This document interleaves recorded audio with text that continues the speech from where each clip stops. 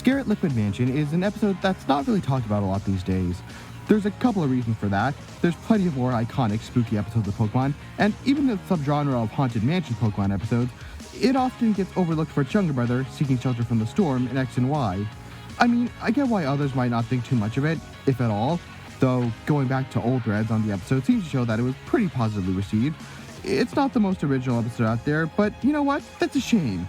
Yeah, it's not the scariest, and it's not the deepest either, but you know what it gets to be the best at? Being just plain old fun.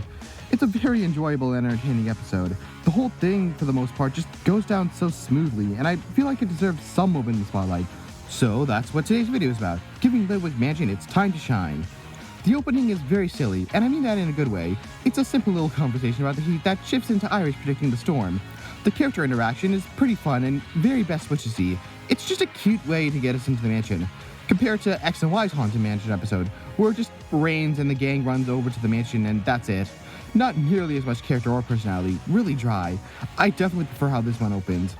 Once we're actually in the mansion, we meet with Team Rocket. This episode uses them incredibly well. I say this a lot, but the best episodes either keep them to the side or fully integrate them into the plot. This episode goes full on into the full integration, and it's great. They are ever present in this thing, and at no point do they ever feel like they're just there to add artificial conflict in an otherwise uninteresting plot. This is helped a lot by the fact that the Litwick are the actual antagonists of the episode, as well as the team up at the end, but either way, the writing definitely feels like they built it around Team Rocket, and not just that they shoved them in there because Ash is contractually obligated to fight them. Another thing this episode does well is find the balance between goofy Team Rocket and serious Team Rocket. I'm going to try to word this very carefully to avoid having this devolve into a is Best Wishes actually good conversation, but to be brief, to some fans, Best Wishes can struggle with whether Team Rocket should be a serious threat that needs to be taken seriously, or if they're the same goofy, silly gang from the previous series.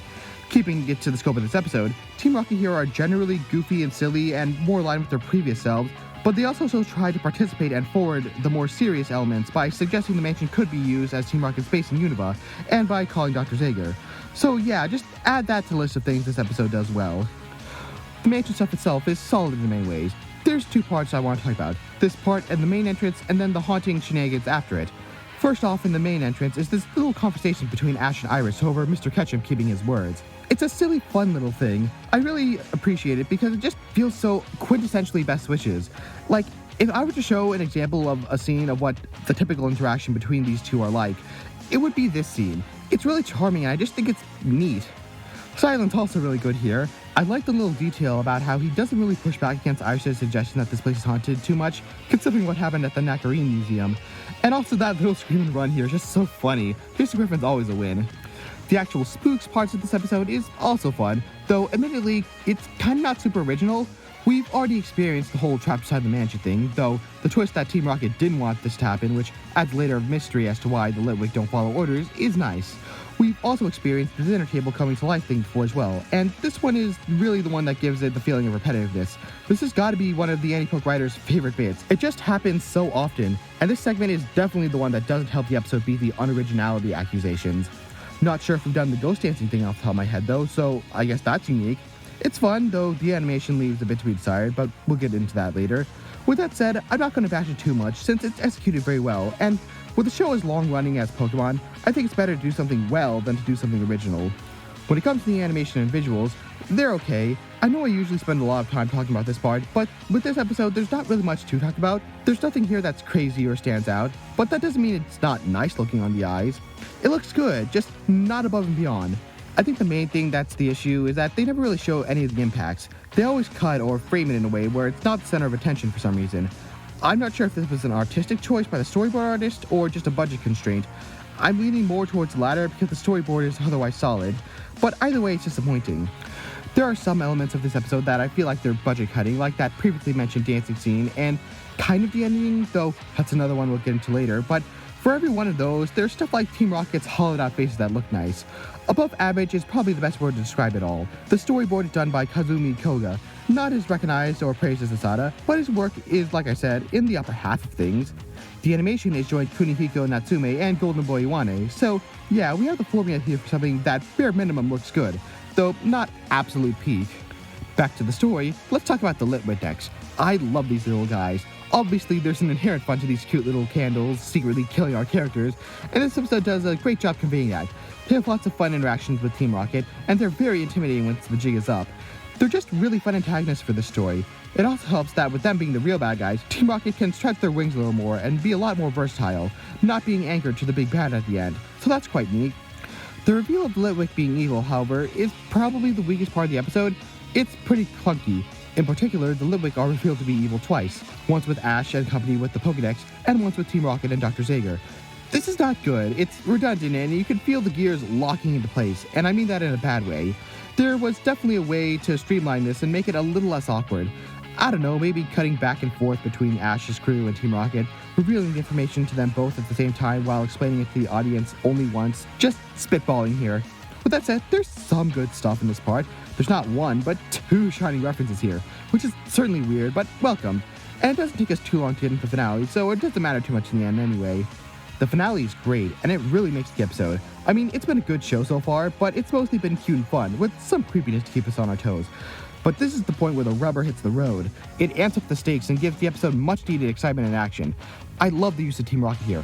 Having them call a truce to team up with the Torps to fight the greater evil. What can I say? Good guy Team Rocket's fun, and it helps heighten that excitement to the final battle even more. Admittedly, the visuals not being outstanding in this episode kinda rears its head a little here. Maybe just that I've been spoiled by rewatching two Asada Iwata joints back to back, but the fight in this one isn't as hyped as I remember it being as a kid. There's a bit too much stock Pokemon move animations for my taste, and especially too little impact on the impact frames. With that said, I'm making it out to be worse than it actually is. It's still a very good fight that looks good, and it's a great conclusion to the episode. This is still a really fun battle and a fun climax to the episode. Sorry if I came off a bit negative in this part, I just don't really have much to say otherwise. It's just really solid, I don't have any other big notes.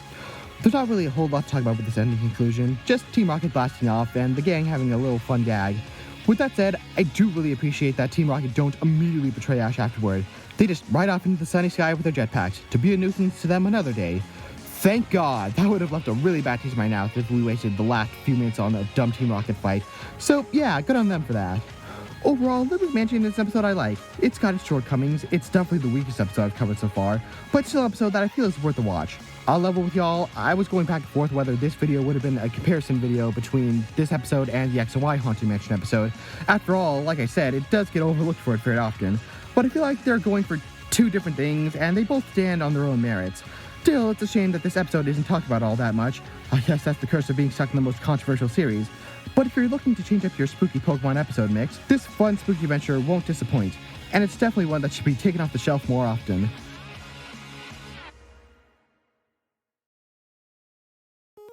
Hey y'all, thank you for watching this video. The production for this one was pretty rough because I was out of town around the time where I should have been recording the audio, so I had to record that and then edit the audio after I came back. And then I got sick, and I basically wasn't able to edit for the entire week where I was supposed to edit.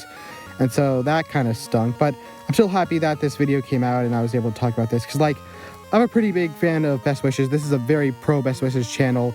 It's like maybe my top 3 Pokemon anime series, definitely my top 5. And so, you know, it's really fun to talk about this series that I have a lot of nostalgia for and that I'm really positive about. So yeah, that'll be all for today's video, and until next time, bye.